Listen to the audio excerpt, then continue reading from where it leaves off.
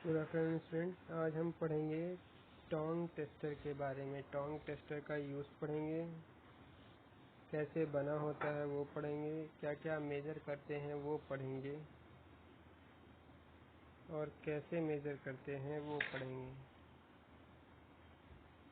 तो बच्चों देखिए, Tong tester basically current measure, किसी भी तार में कितनी करंट फ्लो हो रही है उसको मेजर करने के काम में आता है। अब आप कहेंगे सीटी वगैरह से भी आप पता लगा सकते हैं, पर सीटी का वेट बहुत ज़्यादा हो जाएगा और हैवी करंट पावर सर्किट में तो सीटी का वेट बहुत ज़्यादा हो जाता है। अदरवाइज सीटी छोटे भी रहेंगे तो आप हर जगह सीटी को इजीली कनेक्ट नहीं कर सकते हैं। उसके लिए आपको एक सर्किट चाहिए होगा जो सीटी का वोल्टेज को मेज़र कर सके।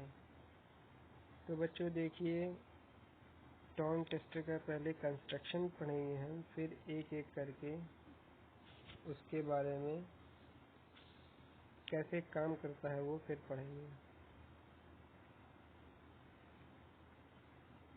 ऑपरेशन उसका कंस्ट्रक्शन के बाद देखिए बच्चों, सिंपल कंस्ट्रक्शन तो ये है टोंग टेस्टर का। जैसे कि अगर कोई वोल्टेज दिया है, इसमें आपको बता रहा है कि करंट कैसे मेज़र करते हैं।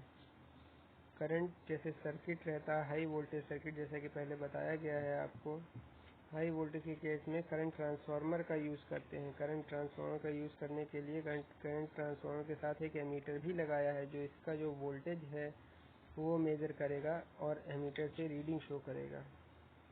ये तो सिंपल अरेंजमेंट है करंट मेज़र करने के लिए। पर अगर आपको कहीं की करंट मेज़र करनी है, किसी भी केबल से कितनी करंट मेज़र करनी है, तो आपको ये असेंबली पूरी एक इंस्ट्रूमेंट में होनी चाहिए जिसको कि टोंग टेस्टर बोलते हैं। टोंग टेस्टर, ठीक है बच्चों। तो टोंग टेस्टर कैसे बना रहता है? तो टोंग टेस्टर के अंदर ये मेन इक्विपमेंट होते हैं। पहला है ये कोर, जो कि मैग्नेटिक फ्लक्स को फ्लो करने के लिए पाथ देता है। दूसरा है ये सेकेंडरी कॉइल, एक तरीके से ये ट्रांसफार्मर आप समझेंगे, करंट ट्रांसफार्मर, जिसमें कि प्राइमरी है ये आपकी केबल, जिसपे जितनी करंट फ्लो हो रही है वो आपको पता करनी है। ये प्राइमरी हो गया, सेकेंडरी हो गई, ये सेकेंडरी वाइंडिंग ये। और कोर क्या हो गई? कोर ये जिसको कि आप क्लैंप से पकड़ के ओपन क्लोज करेंगे। ठीक है बच्चों, ये आपकी कोर हो गई। अब क्या हो गया? कोर हो गया प्राइमरी कंडक्टर या प्राइमरी वाइंडिंग, ये हो गई सेकेंडरी वाइंडिंग ट्रांसफार्मर की, करंट ट्रांसफार्मर की। अब क्या होगा? सेकेंडरी वाइंडिंग को के आउटपुट को दिया है रेक्टिफायर में थ्रू पॉट। पॉट किस लिए लगाया है? पॉट बच्चों इसलिए लगाया है कि सेकेंडरी वाइंडिंग का वोल्टेज चेंज कर सके। अलग अलग टैब दे रखी है, सेकेंडरी वाइंडिंग का वोल्टेज चेंज कर सकें। क्यों चेंज कर सकें? क्योंकि रेंज अगर आपको बढ़ानी है तो आपको ये जो एमीटर आपके पास अवेलेबल है, डिजिटल एमीटर, उसको इनपुट चेंज करेंगे अपन उसका, तो अपन को हाई करंट की रेटिंग भी मेज़र कर सकते हैं यहाँ पे। ठीक है। अब पॉट की मदद से, पॉट के थ्रू आपने वोल्टेज को इनपुट किया है रेक्टिफायर सर्किट में। रेक्टिफायर सर्किट में ब्रिज रेक्टिफायर यहाँ इस्तेमाल किया है, 4 डायोड हैं। अब ब्रिज रेक्टिफायर से आउटपुट निकला है वो गया है एमीटर को, एमीटर या डिजिटल मल्टीमीटर, डिजिटल एमीटर। ठीक है बच्चों, ये रहा सिंपल कंस्ट्रक्शन। ठीक है। अब होता क्या है, अब वर्किंग देखते हैं। होता ये है, जब प्राइमरी किसी कंडक्टर में करंट फ्लो होती है तो इसके अक्रॉस बनती है मैग्नेटिक फील्ड, इसके अक्रॉस बनती है मैग्नेटिक फील्ड। अब ये मैग्नेटिक फील्ड, ये जो कोर आपने बाहर से लगाई है, ये कोर इसके चारों ओर लगाई है, इस पे फ्लो होने लगती है मैग्नेटिक फील्ड। इस पे मैग्नेटिक फील्ड फ्लो होगी तो क्या होगा? Rate change of magnetic field से सेकेंडरी में वोल्टेज इंड्यूस होगा, सेकेंडरी में वोल्टेज इंड्यूस होगा, तो वोल्टेज को अपन अपने हिसाब से चेंज करके जितनी डिज़ायर्ड रेंज है उस रेंज में नॉब को घुमा के ले आएंगे और उस एसी वोल्टेज को जो आ रहा है उसको डीसी में कन्वर्ट करेंगे with the help of this rectifier circuit. AC से डीसी में कन्वर्ट हो गया। अब डीसी से इसको ले जाएंगे एक एमीटर में कन्वर्ट करेंगे इलेक्ट्रिकल एनर्जी को इंडिकेटिंग इंस्ट्रूमेंट की मदद से रीडिंग में, जो कि आपको डिस्प्ले पे दिखा दी जाएगी। ठीक है बच्चों, तो देखेंगे इसका नॉर्मल ये दिखता कैसा है। ये रहा बच्चों सिंपल टोंग टेस्टर। ये कुछ ऐसा दिखता है। यहाँ पे आपका डिस्प्ले करेगा रीडिंग, ये नॉब रहेगा। इस नॉब की मदद से आप सेलेक्ट कर सकते हैं वोल्टेज की रेंज, रेजिस्टेंस की रेंज और एम्पियर की रेंज, करंट की रेंज। ठीक है बच्चों।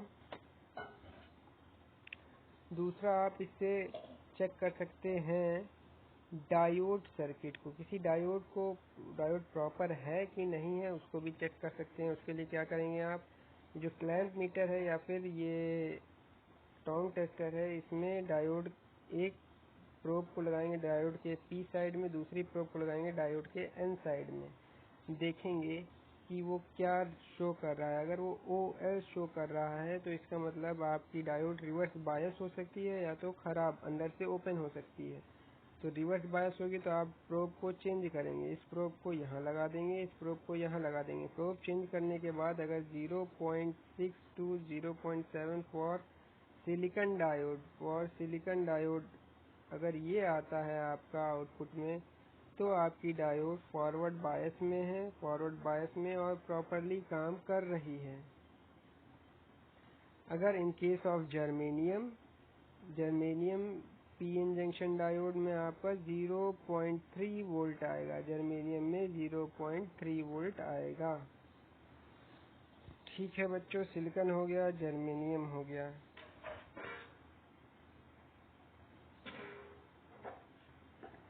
अब देखेंगे रीडिंग में इसकी कैसे कैसे। एक तो OL अगर लिख के आता है, पहले आप देखेंगे, देखिए 3 मेन इसके इंडिकेशन होंगे। एक तो रेजिस्टेंस, एक ये डायोड वाला का वर्किंग आपको बता दी गई है। तीसरा है ये बजर की जो इंडिकेशन दे रखा है, बजर का इंडिकेशन। इसका मतलब कि आपको जब कंटिन्यूटी चेक करनी रहती है, कंटिन्यूटी मतलब कोई वायरिंग है एक पॉइंट से दूसरे पॉइंट गई हुई है, ये कंटिन्यू है कि नहीं है, उसको चेक करने के लिए आपका क्लैंप मीटर है, क्लैंप मीटर का दो पॉइंट लेंगे, एक को पॉजिटिव प्रोब में लगाएंगे, एक को नेगेटिव प्रोब में लगाएंगे। जैसे ही आप इस बेल को सेलेक्ट करेंगे सेलेक्टर स्विच से, तो अगर कंटिन्यू है, पाथ आपका कंप्लीट है, तो एक बेल बीप की आवाज़ सुनाई देगी जिससे पता चलेगा आपको एक सर्किट कंप्लीट है। तो अगर आप ये सेलेक्ट करते हैं, डायोड की वर्किंग बता दी। रेजिस्टेंस अगर OL आपको शो करता है तो इसका मतलब आपका जो रेजिस्टेंस है वो कहीं ना कहीं से ओपन है, अदरवाइज आप मेगा ओम तक रेजिस्टेंस मेजर कर सकते हैं टोंग टेस्टर में, किलो ओम तक। डिफरेंट रेंज के डिफरेंट टोंग टेस्टर आते हैं, उनको आप ले सकते हैं। चलिए सावधानियां पढ़ लेते हैं। सावधानियां बहुत ज़रूरी है। टोंग टेस्टर को उपयोग में ना लें यदि मीटर या लीड क्षतिग्रस्त दिखाई दें। ऑब्वियस सी बात है बच्चों, ये अगर कोई भी प्रोब आपकी डैमेज है तो डैमेज प्रोब से कभी भी किसी भी इंस्ट्रूमेंट में टेस्टिंग नहीं करेंगे, क्योंकि शॉक लगने के चांसेस बढ़ जाते हैं। क्लैंप मीटर 500 वोल्ट AC के बनाए जाते हैं। इसमें ऊपर वोल्टेज मापने पर ऑपरेटर को विद्युत का झटका लग सकता है, यंत्र की क्षति हो सकती है। बच्चों इसकी इंसुलेशन कैपेसिटी जो होती है, इंसुलेशन लेवल 500 वोल्ट तक होता है। 500 वोल्ट AC का रहता है इंसुलेशन लेवल टोंग टेस्टर का। अब क्या हो सकता है, अगर इससे ज़्यादा का आप वोल्टेज टेस्ट करने की कोशिश करते हैं तो मे भी चांसेस हैं कि आपका जो इंसुलेशन है टोंग टेस्टर का वो ब्रेक हो जाए। अगर इंसुलेशन ब्रेक हो गया तो आपको लीकेज करंट फ्लो होगी और लीकेज करंट से आपको झटका लग सकता है। इसलिए ये प्रिकॉशन लेंगे कि 500 वोल्टेज अगर आप कहीं पे टेस्ट करने जा भी रहे हैं तो 500 से अधिक नहीं होना चाहिए वहाँ का वोल्टेज। करंट मापने से पूर्व यह सुनिश्चित कर लें कि टेस्ट लीड्स यंत्र से हटा ली गई हैं, क्योंकि बच्चों क्लैंप की ज़रूरत है। अगर आप करंट मेजर कर रहे हैं तो क्लैंप आपको क्लोज करना है। आगे जो क्लैंप दिख रहा था वो क्लोज होना चाहिए, ये इंश्योर करना है। और लीड्स आपको हटा लेनी है, क्योंकि ओपन सर्किट वोल्टेज बहुत ज़्यादा होता है। ये सीटी का ओपन सर्किट वोल्टेज हो जाएगा, ये बहुत ज़्यादा होता है, इसलिए आपको लीड्स हटा लेनी है अगर आप करंट मेजर कर रहे हैं तो। यदि अधिकतम धारा विभव ज्ञात न हो तो परिपथ का पर पाठ्यांक ना लें। मैक्सिमम करंट रेटिंग किसी की पता हो तभी आप वहाँ पे मेजरमेंट के लिए जाएं। 60 वोल्ट डीसी या 30 वोल्ट एसी आरएमएस के ऊपर वोल्टेज पर कार्य करते समय सचेत रहें, जिससे झटका लगने की घटना हो सकती है। बच्चों मैक्सिमम आप अगर कहीं भी काम कर रहे हैं तो 30 to 40 volt AC maximum range है कि जब भी आपको झटका नहीं लगता। इसके अगर ऊपर आप काम करते हैं तो चांसेस है कि आपको शॉक लग सकता है। तो कहीं भी काम करते वक्त ये इंश्योर कर लें कि उसकी मिनिमम वोल्टेज कितना है, मिनिमम और मैक्सिमम वैल्यू कितनी है कोई भी काम करने से पहले, क्योंकि सबसे पहले अपनी प्रोटेक्शन करनी है, फिर काम चालू करना है। तो 30 वोल्ट एसी में आप सेफ हैं, उससे ऊपर आपको प्रॉपर सेफ्टी शूज़ और ग्लव्स वगैरह पहनने हैं। इंसुलेट करना है बॉडी को। प्रोब्स को काम में लेते समय फिंगर गार्ड को पीछे रखें। मीटर को नीचे गिरने से बचाएं। ठीक है बच्चों, ये डैमेज का है, प्रॉपरली इसको यूज़ करने का है। मेथड आपको बता दिया गया है। डायोड कैसे चेक करेंगे, रेजिस्टेंस कैसे मेज़र करेंगे, वोल्टेज मेज़र करने के लिए भी बता दिया गया है। करंट मेज़र करने के लिए आपको डायग्राम ही दिखा दिया गया था। एक केबल रहेगी, केबल के ऊपर आपको क्लैंप लगाना है। क्लैंप इस तरह लगाना है कि केबल आपके क्लैंप के बीचों बीच रहे और टोंग टेस्टर चालू कर देना है। डिस्प्ले पे आपको रीडिंग पता चल जाएगी। और सेलेक्टर स्विच का ध्यान रखना है। सेलेक्टर स्विच आपको एम्पियर एसी में नोट करना है। ठीक है बच्चों, ये रहा टोंग टेस्टर। अब क्या करें, अब इसमें वर्किंग आपको बता दी गई है, प्रिकॉशन बता दिए गए हैं।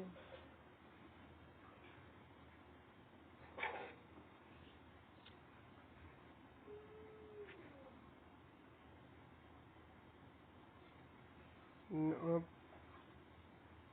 के बारे में बता दिया गया है।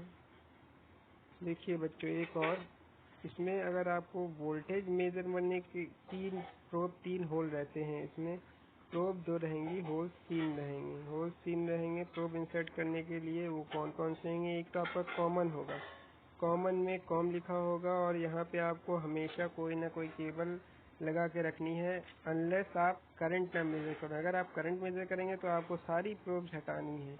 अगर आप वोल्टेज मेजर कर रहे होंगे तो वोल्ट में लगाएंगे, अगर रेजिस्टेंस वगैरह मेजर करेंगे तो रेजिस्टेंस लगाएंगे। ये अलग अलग डिज़ाइन के हिसाब से अलग अलग होते हैं। जैसे कि अगर किसी में 2 प्रोब रहती हैं तो दोनों प्रोब, 2 ही प्रोब से आप सब चीज़ें मेज़र कर सकते हैं। पर अगर मल्टीमीटर की बात करें तो मल्टीमीटर में 3 प्रोब्स रहती हैं अलग अलग चीज़ें मेज़र करने के लिए। मल्टीमीटर में आपका रेंज भी बहुत वेरिएबल जितने उनकी रेंज बढ़ जाती है। आप मल्टीमीटर से resistance, voltage, AC, DC, minor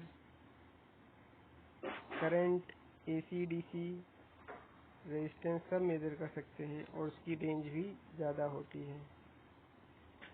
ठीक है बच्चों, ये रहा मल्टीमीटर, ये रहा टोन टेस्टर। बाकी नेक्स्ट क्लास में कंटिन्यू करेंगे।